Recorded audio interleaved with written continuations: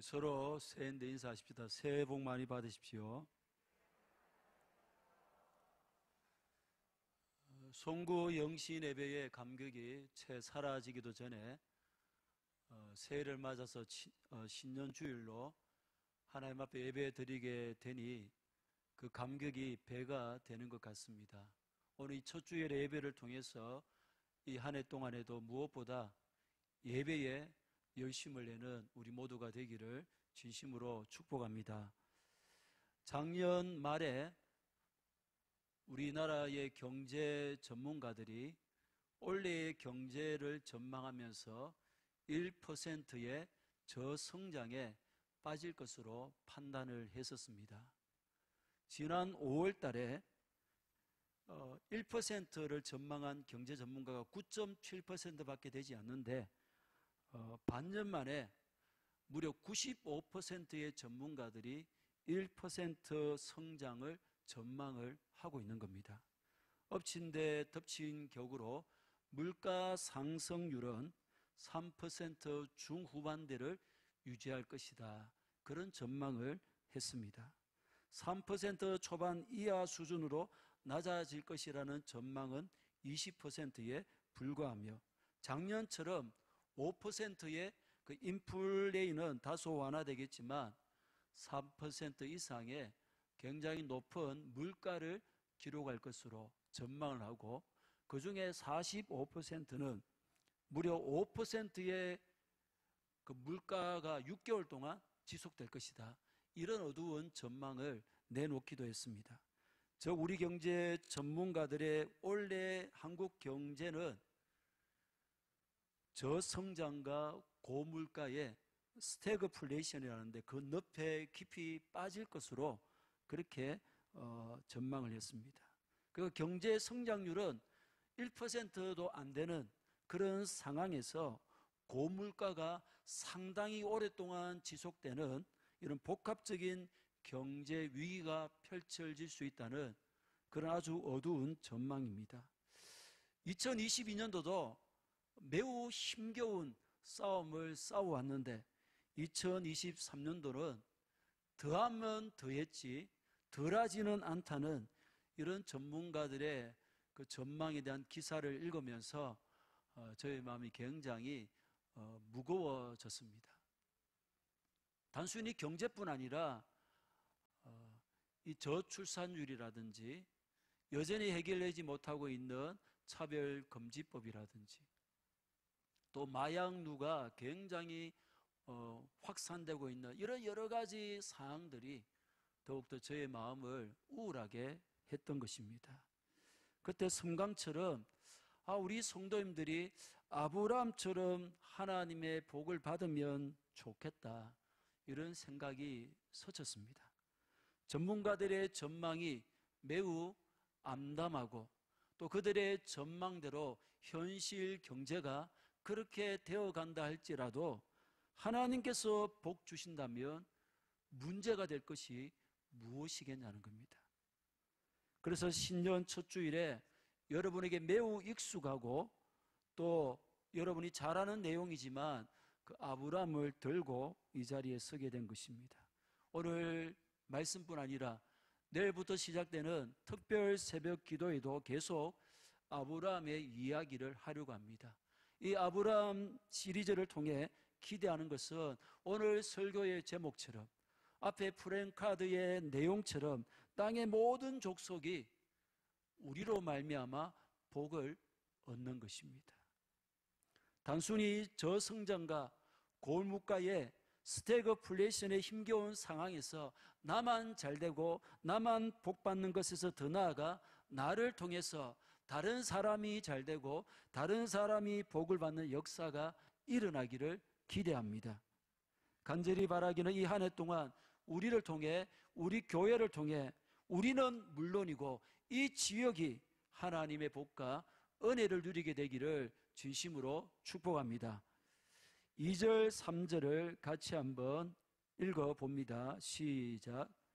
내가 너로 큰 민족을 이루고 내게 복을 주어 내 이름을 창대하게 하리니 너는 복이 될지라.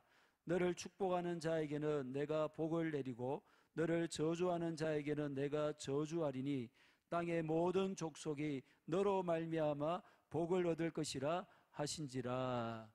아멘. 우리가 잘 아시는 것처럼 하나님께서 아브라함을 부르시면서 주신 약속입니다. 이 약속은 우리 모두가 바라고 사모하는 것입니다. 그리고 아브라함뿐 아니라 오늘 우리에게도 주신 약속이기도 합니다. 믿습니까? 그렇습니다. 우리는 큰 사람이 되기를 원하고 내 자신뿐 아니라 다른 사람도 나를 통해서 복을 받도록 하는 사람이 되기를 원합니다. 여러분 원하십니까?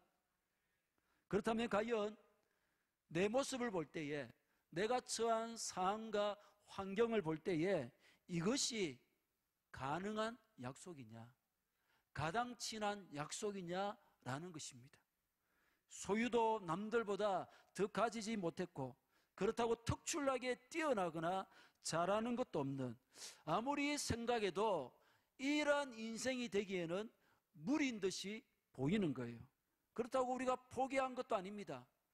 기도도 했고 또 그런 인생이 되기 위해서 몸부림쳐 보았지만 오래 가지를 못했고 도중에 중단한 것을 볼 때에 아브라함에게 약속하신 이 복은 특별한 사람만이 누릴 수 있는 그런 복 같습니다. 그렇다면 이 복의, 이 약속의 당사자인 아브라함은 어떻겠습니까? 그는 과연 이런 복을 받을 만한 자격이 되어서 하나님께서 이 약속을 그에게 주신 것입니까? 하나님은 그에게서 어떤 가능성을 보시고 이런 놀라운 복의 약속을 허락하신 것이냐는 겁니다.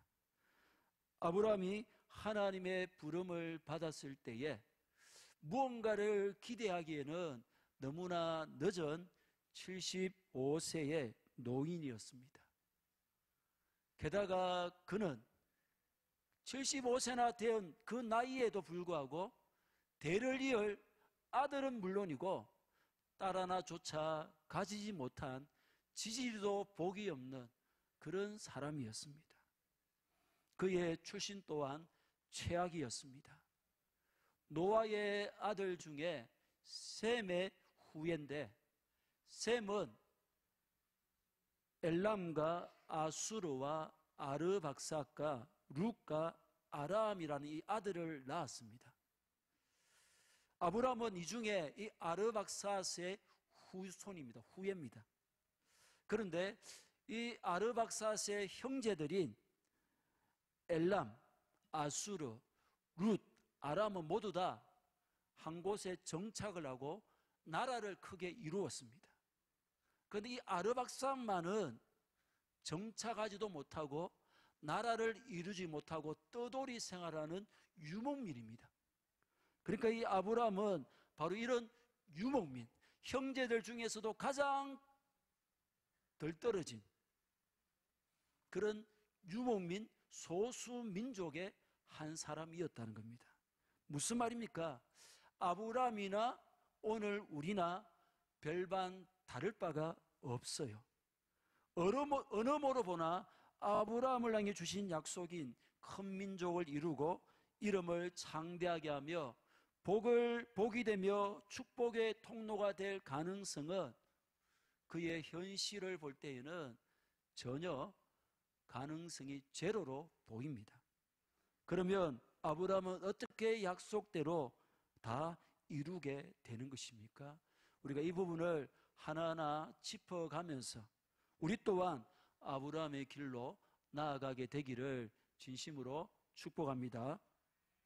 창세기 11장 27절 이하를 보면 아브라함의 아버지는 데라이죠. 그리고 이 데라는 그 아브라함의 형제는 나홀과 하란이 있었는데 이 하란은 또 갈대아 우르에서 죽었습니다. 아브라함은 지금 갈대아 우르에서 살고 있었습니다. 하란은 죽었지만 하란에게는 롯이라는 아들이 하나 있었습니다. 여호수아 24장 2절에 옛적에 너희 조상들 곧 아브라함의 아버지 나홀의 아버지 데라가 강 저쪽에 거주하여 다른 신들을 섬겼으나. 이 말씀을 볼 때에 아브라함의 아버지 데라는 원래 하나님을 섬기는 사람이 아니라 사람이 손으로 만든 우상을 섬기는 사람이었고, 당연히 그의 아들 아브람도 마찬가지였을 겁니다. 그렇다면 이 아브라함이 언제 어떻게 하나님을 믿게 되었는지 성경은 구체적으로 우리에게 말해주지 않고 있습니다. 그런데 창세기 12장 1절에 하나님께서 아브라함을 부르시는 장면이 나오는데, 여기에 그가 큰 민족을 이루고 복의 근원이 되고 믿음의 조상이 되는 해법이 들어있습니다. 1절입니다. 시작. 여호와께서 아브라함에게 이르시되 너는 너의 고향과 친척과 아버지의 집을 떠나 내가 네게 보여줄 땅으로 가라. 당시 인구가 25만 명이나 되는 매우 크고 번성한 갈대아 우르에 살고 있던 그에게 여호와께서 말씀하십니다. 하나님이 아닌 우상을 섬기고 있는 아브라함을 하나님께서 찾아오신 겁니다. 아브라함은 갈대아 우르에서 사레와 결혼하여 자식 없는 것을 빼고는 남들과 다를 바 없이 살아왔습니다. 평범하게 75년의 생애를 살아오며 또 그렇게 자기의 남은 생애를 살아갈 것이라 그렇게 생각했겠죠. 그런 그에게 어느 날 하나님이 찾아오신 겁니다. 그의 인생 2막이 열리는 순간입니다. 지극히 평범한 그의 삶이 특별한 삶으로 탈바꿈되는 바로 그 순간입니다. 아브라함은 하나님을 만났습니다. 그의 음성을 들었습니다. 아브라함이 하나님을 찾은 것도 구한 것도 아닌데 하나님이 아브라함을 아시고 친히 찾아오신 것입니다. 여러분, 세상에서 가장 큰 축복이 무엇입니까? 하나님을 만난 것입니다. 믿습니까? 그러므로 가장 큰 은혜는 하나님이 먼저 아시고 나를 찾아오셔서 나를 만나 주신 것입니다. 하나님을 만나야 참 생명을 얻게 되고 그 인생의 변화를 가져올 수 있게 되기 때문입니다. 아브라함 뿐이겠습니까? 여러분, 하나님 없는 모세, 그의 인생, 그의 삶이 여러분 상상이나 됩니까? 하나님 없이 그가 어떻게 지도자가 되며 세계 최강대국의 왕 바로와 싸울 수가 있었겠으며, 메마른 광야에서 40년 동안 200만 명이나 되는 지독히 말 안 듣는 백성들을 이끌어 갈 수가 있었겠습니까? 여호수아도 마찬가지입니다. 하나님 없는 사사들, 하나님 없는 다윗이나 솔로몬 등등 이들의 인생에서 하나님이 안 계신다면, 하나님을 죄해버린다면 이들은 아무것도 아닐 정도로 하나님은 그들에게 절대적이셨습니다. 다시 말해 하나님을 만나지 못했다면 이들에게 성경에 기록하고 있는 삶의 모습을 우리는 절대로 찾을 수가 없게 될 것입니다. 예수님의 제자들도 마찬가지죠. 예수님을 만나지 못했다면 그들의 이름을, 그들의 삶을 우리가 어떻게 알겠습니까? 그들이 그처럼 놀라운 삶을 살고 우리에게 알려질 정도로 영향력 있는 인생이 될 수 있었던 시작은 바로 주님과의 그 운명적인 만남이었습니다. 평균 이하의 삶의 고리에 갇혀서 그저 그렇고 그런 인생으로 살 수밖에 없었던 그들이 주님을 만남으로 교회 역사에 없어서는 안 되는 인물들이 되었습니다.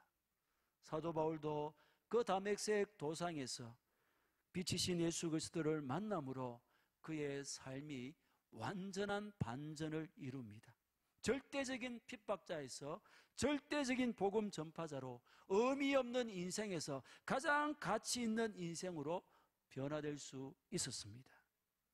감사하게도 오늘 우리에게도 하나님이 찾아오셨습니다. 말씀하셨습니다. 그렇다면 우리가 하나님과의 만남을, 그분의 말씀을 듣는 것을 더욱 사모하며 갈망해야 합니다. 전심으로 하나님을 찾고 찾아야 합니다. 아무것도 아닌 내가 반전을 이룰 수 있는 길, 새로운 인생으로 나아갈 수 있는 길은 오직 하나님으로 인해서 가능하기 때문입니다. 그렇기에 오늘 이 시간도 이 예배를 통해서도 무엇보다 내 안에 하나님을 만나고자 하는 간절한 갈망, 염원이 있어야 하는 겁니다. 하나님과의 만나는 이 시간을 허투루 여기지 말아야 합니다. 여러분, 가볍게 생각하면 안 됩니다. 예배를 통해, 기도를 통해, 말씀을 통해 하나님을 만나면 만날수록 내 삶은, 내 인생은 놀라운 전환을 이루어 가게 됩니다. 꿈꾸는 것 같던 일들이 현실이 되어 내 눈앞에, 내 삶 앞에 펼쳐지게 되는 것입니다. 그렇습니다. 사랑하는 여러분, 오늘 이 시간까지 내가 어떤 삶이었던 그 시간들이 실패의 연속이며 눈물과 고통과 좌절로 점철되었다고 해도 실망할 필요가 없죠. 하나님을 만나면 그분을 통해 내 인생도 얼마든지 역전할 수가 있습니다. 내 이름도 창대하게 되면 나뿐 아니라 나를 통해 다른 이들에게 하나님의 복을 흘러보내는 축복의 통로가 될 수 있습니다. 이 믿음과 확신으로 힘차게 이 한 해를 열어가기를 진심으로 축복합니다. 하나님을 만난 아브라함에게 하나님이 무엇을 요구합니까? 1절 하반절입니다. 시작. 너는 너의 고향과 친척과 아버지의 집을 떠나 내가 내게 보여줄 땅으로 가라. 평범한 아브라함이 이름이 창대하게 되고 복을 흘러보내는 특별한 자가 되기를 원한다면 이 하나님의 말씀에 순종해야 했습니다. 하나님은 아브라함에게 약속을 주시고 그 약속을 이루기 위해서 필연적으로 네가 있던 곳에서 떠나기를 원하셨어요. 네가 그곳을 떠나서 약속을 이루어 가실 하나님에게 모든 것을 맡기기를 하나님이 요구하신 겁니다. 그런데 아브라함에게는 청천벽력 같은 소리입니다. 조상 때부터 살아왔던 이 정든 땅, 안정된 산업과 친구들과 친지들이 있는 땅을 떠나라니요. 아브라함은 70생애를 살면서 단 한 번도 이 땅을 떠날 것에 대해서 생각조차 해본 적이 없었습니다. 하지만 약속대로 이루어지기 위해서는 떠나야 했던 겁니다. 익숙한 삶에서, 안전지대에서 나와야 했습니다. 우상의 도시에서 벗어나야 합니다. 잘못된 생활 습관과 사고방식을 버려야 했습니다. 예전과 똑같이 살면서 변화를, 달라지기를 기대하면 안 되는 겁니다. 이제는 떠나야 합니다. 게으름과 나태함으로부터, 가난과 패배로부터, 나를 좌절하게 했던 것들로부터, 습관적이고 익숙한 죄로부터 떠나야만 합니다. 그런데 쉽지 않습니다. 익숙한 것과 작별하는 것, 안전지대를 떠나는 것은 보통 일이 아닙니다. 사람은 변화보다는 안전을 지향하는 경향이 있습니다. 특별한 동기나 이유가 없다면 굳이 변화를 선택하려고 하지 않습니다. 더욱이 아브라함처럼 나이가 많은 사람이라면 좀처럼 움직이려고 하지 않습니다. 그러나 하나님의 도전은 아브라함이 떠나는 것입니다.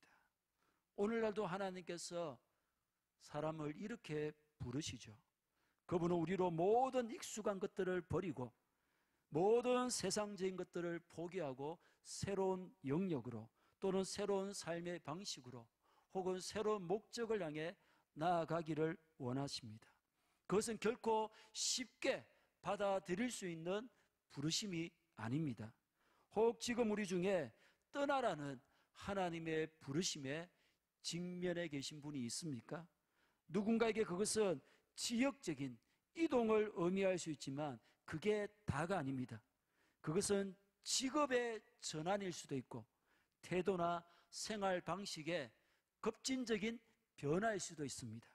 우리에게 익숙하고 편안해진 옛 삶의 방식을 떠나라는 요구일 수도 있고, 지금까지 해오던 안일한 신앙생활, 예를 들어 주일날 거저 교회에 왔다 갔다 하는 종교 생활에서 떠날 것에 대한 도전일 수도 있습니다. 어떤 사람에게는 세상적 문화와 가치, 죄를 조장하는 인간관계, 이기적인 욕구, 하나님이 아닌 다른 것을 더 좋아하고 따르는 우상 숭배 같은 것에서 떠나라고 하실 수도 있습니다. 어찌됐든 떠나라고 하는 것은 아무리 힘들지라도 떠나야만 합니다. 그것 없이는 하나님이 주시고자 하는 새로운 축복을 받아 누릴 수가 없기 때문입니다. 거기에 머물러서는 하나님이 이루어 가시는 약속들을 이루어 갈 수가 없기 때문입니다. 사랑하는 여러분, 새해가 되었으니 우리 안에 2023년도를 향한 기대감이 있을 겁니다. 이전과 전혀 다른 놀라운 일이 일어났으면 하는 여망도 있을 겁니다. 우리 하나님은 얼마든지 그 일을 가능하게 하는 전능하신 분이신 줄로 믿습니다. 문제는 우리가 먼저 떠나야만 한다는 겁니다. 그런데 쉽지가 않습니다. 새해가 될 때마다 작정을 하곤 하지만 그것이 오래 가지 않습니다. 어떻게 해야 합니까? 하나님을 만나야 합니다. 하나님을 만나면 얼마든지 가능합니다. 떠날 수 있습니다. 하나님을 만나면 하나님이 원하시지 않는 그런 삶을 떠나고 싶은 갈망이 생기게 됩니다. 그리고 떠날 수 있는 힘이 공급됩니다. 하나님을 만나면 떠날 수 있습니다. 떠나지 않으면 안 되게 되어 있습니다. 왜 우리가 예배를 통해 하나님을 만나고자 하는 갈망을 가지야 하는 것입니까? 말 그대로 목숨 걸고 예배를 드려야 하는 이유가 어디에 있습니까? 예배는 하나님을 만나는 시간입니다. 하나님의 뜻과 마음을 헤아리는 시간입니다. 하나님부터 능력을 공급받는 시간입니다. 그러므로 이 시간에 은혜를 받지 못하면 우리가 기대할 것은 아무것도 없어집니다. 그렇습니다. 사랑하는 여러분, 내 힘으로 의지로 떠날 수가 없습니다. 나를 바꾸거나 변화시킬 수가 없습니다. 내 능력으로는 불가능합니다. 하나님의 도우심이 절대적으로 필요합니다. 오늘부터 드려지는 이 예배 시간마다 하나님을 만나고 하나님의 도움을 덧입음으로 떠나라는 하나님의 요구를 얼마든지 받드는 우리 모두가 되기를 진심으로 축복합니다. 하나님께서 아브라함에게 정든 땅, 익숙한 땅을 떠나라고 그를 부르셨습니다. 그런데 그분은 어디로 가라고 목적지도 알려주지 않으셨습니다. 단지 내가 내게 보여줄 땅으로 가라고 하셨습니다. 그가 무조건 이삿짐부터 싸고 거기에서 나오라는 거예요. 그거 얼마나 황당합니까? 그러나 약속을 이루기 위해서는 하나님이 보여주신 땅, 다시 말해 하나님이 지시하시는 것에 따르고 순종해야만 합니다. 그래야만 약속대로 큰 민족을 이루고 그 이름이 창대하게 될 수 있습니다. 2023년도를 시작하면서 하나님께서 이 한 해의 로드맵을 우리에게 보여주시면 얼마나 좋겠습니까? 1월 달에 누구를 만나고 어디를 가지 말고, 2월 달에는 뭐 어떤 일을 하고, 3월 달에는 어떤 곳에 투자를 하고, 4월 달에는 뒷집 사람과 만나지 말고, 뭐 이런 실상, 이런 거 보여주시면 너무 좋을 것 같은데 실상은 어떻습니까? 깜깜합니다. 한 치 앞도 볼 수 없습니다. 그럼에도 불구하고 먼저 짐을 싸서 떠나야 합니다. 떠나야만 보게 되는 거예요. 땅을 얻기 위해서는 먼저 땅을 버려야 하는 것입니다. 아브라함은 하나님의 요구에 순종하여 떠났습니다. 그리고 하나님이 보여줄 땅을 보기 위해 여호와의 말씀을 붙듭니다. 4절입니다. 시작. 이에 아브라함이 여호와의 말씀을 따라갔고 롯도 그와 함께 갔으며 아브라함이 하란을 떠날 때에 75세였더라. 하나님은 아브라함에게 보여줄 땅을 말씀으로 보여주셔요. 따라서 그는 나아가기 위해서 그 늘 말씀을 붙들 수밖에 없습니다. 말씀을 듣지 못하면 방향도 목적지도 알 수 없기 때문입니다. 하나님은 아브라함에게 주신 약속을 이루기 위한 장소로 이끌어 가시는데 그때 말씀으로 한 걸음 한 걸음 인도하시며 보여주시는 거예요. 사랑하는 여러분, 지금도 동일합니다. 주어진 이 한 해 하나님께서 주신 약속을 성취하기 위해 늘 하나님의 말씀에 귀 기울여야 하는 이유가 여기에 있습니다. 말씀을 통해 어디를 향해 나아가야 하는지 보여주시기 때문입니다. 우리 또한 너무 멀리 보려고 하고 또 조급해할 필요가 없습니다. 하나님은 실수하지 않으십니다. 우리에게 필요한 부분을 놓치지 않으시고 가장 적절한 때에 보여주시는 분입니다. 지난해에도 성경 통독과 암송 또 성경 퀴즈에 열심을 내어주셔서 감사합니다. 올해도 쭉 계속됩니다. 아니, 될 수밖에 없어요. 하나님은 말씀으로 우리에게 보여주시는 분이기 때문입니다. 지난해에는 아쉽게도 일독자 80명을 목표로 세웠는데 여기에 미치지를 못했는데 올해 또 제가 5기를 가지고 80명을 또 세웠어요. 그래서 올해는 꼭 도달하지 않나 그런 믿음을 가집니다. 뿐만 아니라 성경 통독을 통해 암송을 통해 퀴즈를 통해 하나님이 보여주시는 것을 더욱더 풍성하게 보게 되기를 진심으로 축복합니다.